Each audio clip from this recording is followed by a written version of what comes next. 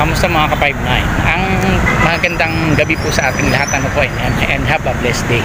Sa ngayon po, bali andito po ako ngayon walking and jogging para po sa siyempre po to enhance our health na maiwas tayo sa anumang sakit dahil sa trabaho nga po natin kinakailangan din po ng proper exercise. Okay po, so ang ating pong bibigyan ng topic ngayon is about po doon sa tinatawag natin na paano ba natin maiiwasan na antukin or makatulog sa mga post natin, diba? Kadalasan po kasi sa mga security, ito yung nagiging problema talaga, yung kalaban nila is antok. Hindi naman kalaban talaga yung mga intruders na yan, antok muna naging dahilan bakit tayo nagka-problema. Sa napalo, nanakawan, hindi naman yung magnanakaw talaga precisely ang naging unang rason kundi yung nakatulog ka. So ano yung antok? So kailangan po talaga na overcome natin yan. So paano po? So dito sa aking nilalakaran po talaga maraming mga security naka-duty. Nandito ngayon sa isang paggawaan ng mga gamot dito sa Pasig. So alam niyo naman siguro kung ano po yung lugar na to, ano. So bali ang ating pong bibigyan ng atensyon para po makaiwas tayo doon sa mga tinatawag nating antok. Ito po yung gawin natin. Tip lang po, make yourself busy, number 1. So paano ba natin gagawin maging busy yung sarili natin despite naka-duty tayo? Hindi may ibig sabihin magsi-cellphone ka, magbabasa ka ng kung ano-ano, hindi naman yun So sa pagbabasa lalo sa gabi po, mostly po sa gabi, kahit araw din naman, pero mas inaano po natin yung gabi. So pati araw dapat hindi natin na hindi tayo mapalip. So una po, yun nga, make yourself busy. Paano yun? Una, habang ka naka-duty, mag-review. Magsaulo po tayo ng about sa security matters like 11 general orders. Kasi kadalasan po ngayon, most of the security personnel hindi memorize ang 11 general orders. Especially kahit mga bago pa lang. Nung mga time po namin na kami mga bago pa lang sa larangan ng security industry, talagang bago ka kapag start sa kanilang mga tawag dito sa duties and responsibility po natin is you have to memorize 11 general orders first. Dapat naipapaliwanag po natin yan pag applicant ka pa lang, pag first time mo. How much more pag matagal ka na, di lalong higit na dapat alam po natin yan. So paano yun? Mag-memorize po tayo. Memorize natin 11 GO habang tayo naka-duty. At least yung utak po natin mai-enhance. Ibig sabihin po, hindi bali tayo aantukin kasi gumagana yung utak natin. Kasi once na ang ating pong brain is hindi na masyadong nagpa-function dahil nga gabi na, so ang tendency po niyan, aantukin po tayo niyan. So tapos sasandalan mo pa, uupo ka pa, sasandal ka pa, tulog ka po talaga, hindi mo mamamalayan, mapapaidlip ka na. Di ba nangyayari naman po yan kahit naman tayo nakatrabaho, di ba? Kunyari nasa bahay tayo, nakaupo ka, nunod ka ng TV, maya hindi mo alam, nakatulog ka na pala. Kasi ganun din, normal po kasi sa tao talagang antukin. Pero bilang security guard, aalisin natin yung pagiging normal na yun kasi we are protected by law or nasa batas po natin yan naka-duty na dapat hindi tayo napapaidlip or napping. Kaya sabi nga sa June number 11, di ba? To be especially watchful at night and during the time of challenging, to challenge all person on the near my post and to allow no one to pass or loiter without proper authority. So yun ang ibig sabihin po doon. So ang ibig sabihin, kinakailangan lagi tayong alert, especially sa gabi. Kaya nga, to be especially watchful at night. Ibig sabihin, during night time, kinakailangan lagi tayong alert kasi ang mga intruders, ang mga culprit or any eventualities pwedeng mangyari sa gabi po na yan. Kaya nga po ini-specify doon to be especially watchful at night. So hindi ibig sabihin sa gabi lang tayo, but pinaiigting lalo ang ating pag-duty sa gabi. So yun, gawin natin busy mag-review, mag-aral, ano yung dapat. So after you memorize, alamin mo ano yung ibig sabihin ng bawat isa ng 11 general orders na yan. Kasi di ba like ko sinasabi sa mga vlog ko, mga previous vlog ko, na napakahalaga na itong 11 general orders kasi ito yung foundation na kung paano mahulma ang isang security personnel, lalo na kung ikaw ay naka-duty sa gabi.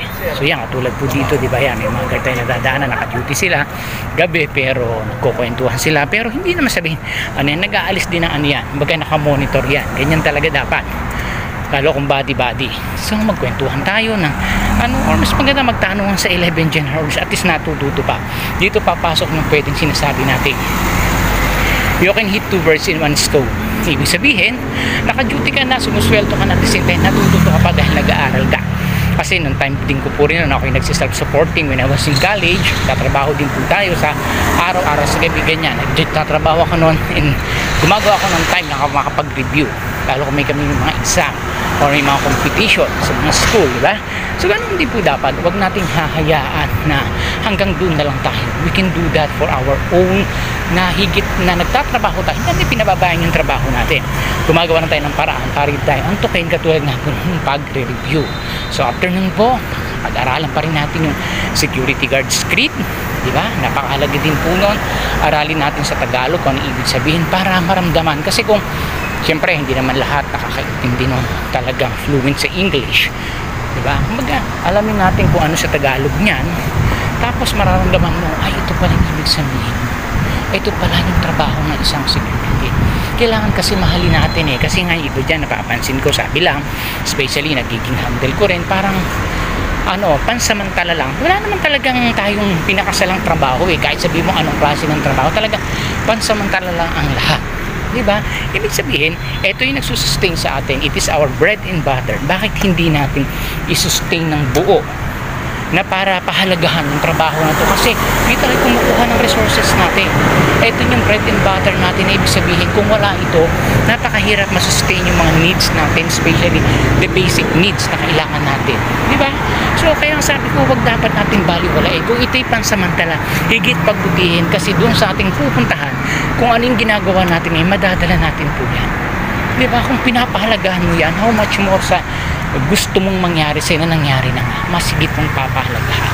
Kaya lahat na nangyayari po sa atin sa work, lalo na, huwag natin sabihin pansamantala lang to. Hindi po natin hawak ang buhay, ang mga mangyayari. Ang alam lang po natin kung ano yung meron tayo, dapat pahalagahan po natin kahit ano po ito. Ano po? So pangalawa, kung nagagawa ng busy yung sarili mo, nakakapag-aral ka na, pwedeng isipin mo, ano ba yung goal ko sa buhay? Di ba?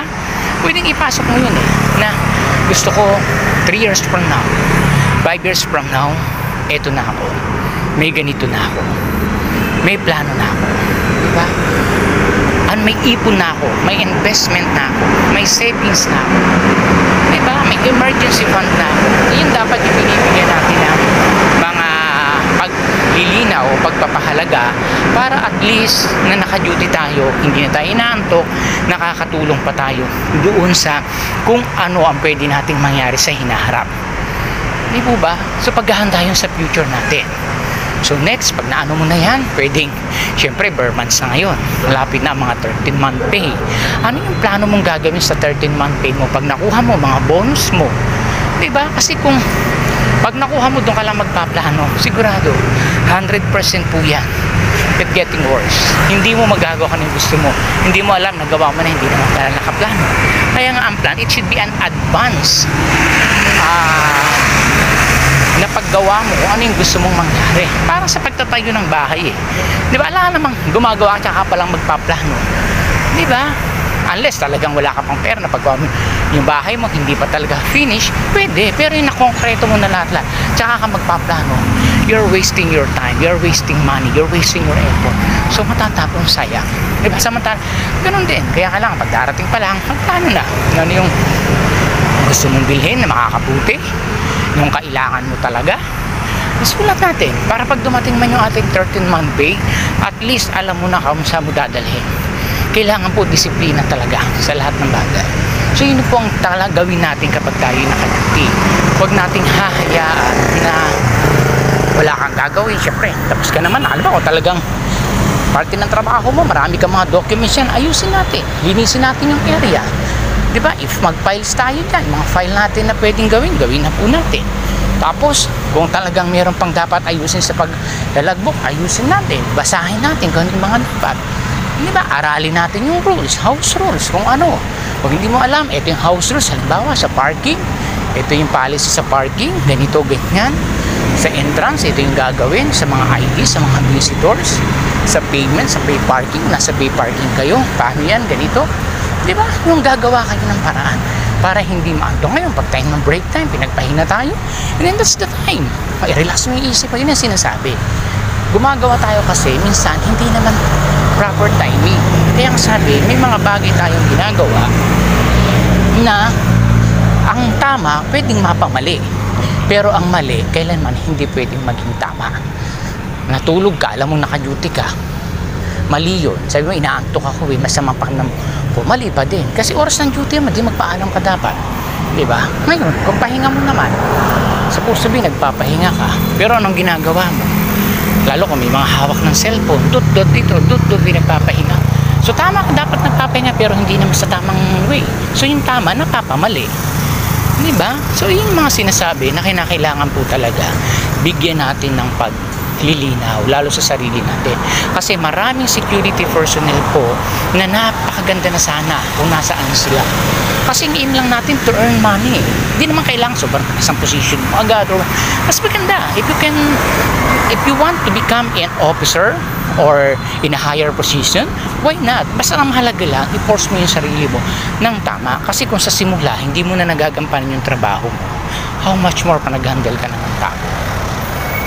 Kasi tinitingnan din po yan ng ating mga superior kung kaya mong mag-manage. Napakahirap, pero challenge po yun. Kung talagang kaya nyo naman, bakit hindi lahat kaya? Walang imposible basta gusto natin. Tandaan po natin yan. Ang lahat ng mayroong mga higher position ngayon, hindi naman talaga nila hiningi yan, hindi nila pinlano yan. Nangyayari lang yan along the way na sila ay nagtatrabaho na. Hindi ibig sabihin yan na kailangan ko ito na ginusto nila, pero there's a plan. May mga ginawa silang kaparaanan para marating yan. Saan nagsisimula yan? Doon lang kung nasaan sila.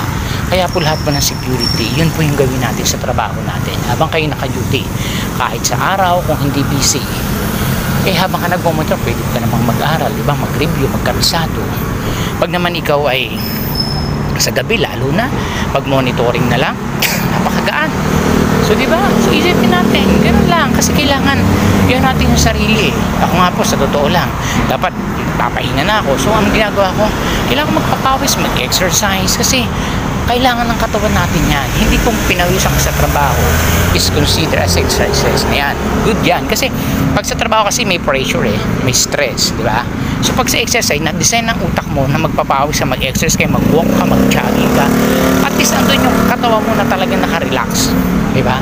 So ganun po, ganun din po sa trabaho natin. Kaya wag nating hahayaan na sayangin yung mga bawat oras na dumadaan na nawawa na sa sayang. Tandaan natin ang oras kasi pag dumaan yan, tapos na yan, wala nang babala ng balik, iba na naman. So dapat bawat oras pinapahalagahan. Yun pang ibig. Kung tayo na mag-relax, enjoy yourself, do it. Pero kung trabaho, work po tayo. Huwag natin sasabihin kasi ang iba, kasi sir, hindi namin maiwasan kasi ganito. Naintindihan po natin yan. Lahat talaga tayo dumadaan dyan. Pero ang tanong dyan is, problema yun, di ba? So make a solution to the problem. Hindi nyo may problema ka na susuka mo pa ng problema. Di ba ang mali? Dapat, kung may problema, make a solution. Hindi ko magawa, I'll make a solution. Kailangan ko makatulog ng ganito. I do something para at least makorek ko dahil trabaho. Hindi natin pa pwedeng yung pansarili natin ang ating isasalang-alang. Hindi ko kasi kaya yan Kasi ganito kasi ganyan excuse me po, wag na po tayong magtrabaho. Gumawa tayo ng sariling negosyo. Kasi pag tayo po empleyado, like sinasabi sa mga tao din namin na pag tayo naghahanap buhay, hindi may intindihan ng ating company na pinagliligan. Pero bakit ba tayo hinire? Diba? With the purpose. Ano yung purpose nila? Yung skill natin, maibigay natin ng tama. Hindi po pwede puro problema, puro ganito. Hindi po tayo matatanggal po tayo sa trabaho. Yung ibig sabihin doon. Kaya nga, especially sa pagtulog, hindi natin malalaman. Napaidlip ka dyan, may dumaan ng mga intruders or mga masasamang loob. Pinalo ka dyan. Magigising ka pa kaya? Kapag nagising ka, walang natin kung sining kaharap na po natin. Ano po? So, napakahalaga po na yung meron tayo. Kaya nga, security guard. Tapos, sarili mo, hindi mo kayang secure. So nonsense po yun. Kinakailangan safety first. Yun yung lagi kong sinasabi din sa mga kasama namin. Sa mga handle ko na safety first.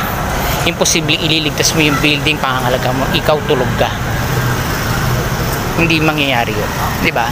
So sabihin, unahin mo yung sarili mo, kasi pag safety ka, how much more yung building kung nasaan naka-assign, hindi safety lalo yan. Lalo yung agency kung saan naka-connect. Di ba, yun lang po yun, napaka self-explanatory. Magsisafety ka ng building tapos tulog ka dyan. Paano masasafe yung building? Di ba sabi nga, to be especially watchful at night and during the time of challenging, to challenge all person. I-challenge mo yung mga tao na andyan, yung mga paloy at pakalat-kalat. Paano i-challenge? Itulog. Di ang nangyari, ikaw ang challenge ng mga yan. Paano ka papasukan dyan? Paano ka kanakawan? Kaya minsan sa mga pictures na wala ang cellphone, dami niyan. Nangyayari po. Diba? So, hindi man lang niya na-i-inform or na ano, pero nababalita. Minsan may mga pinalo pa dyan. Marami ako naging ganyan, nag-experience sa mga kasama ko rin before. Nanakawan ng ganito, nanakawan ng baril kasi tulog. Diba? Mga ganyan. So, ano yung reason doon? Hindi naman yung magnanakaw. Talagang number one. Talagang yun ang trabaho nila. Alam natin po yan. Mag-steal, mag-rob. And then, ang worst pa nga they have to kill also. Kaya yun ang dapat nating itanim sa isip natin. So, kung ikaw ay active ka, alert ka, hindi ka malalapitan, especially may bakal ka sa katawan, di ba? So yun lang po, sana po makatulong po yung vlog ko na to, and I hope naintindihan nyo po, kasi medyo maingay nga po dito dahil siyempre po naglalakad tayo. So sana po ano po natin, liwanagan na po natin na dapat po talaga lagi po tayong alert. Maraming salamat po and have a blessed day po sa ating lahat.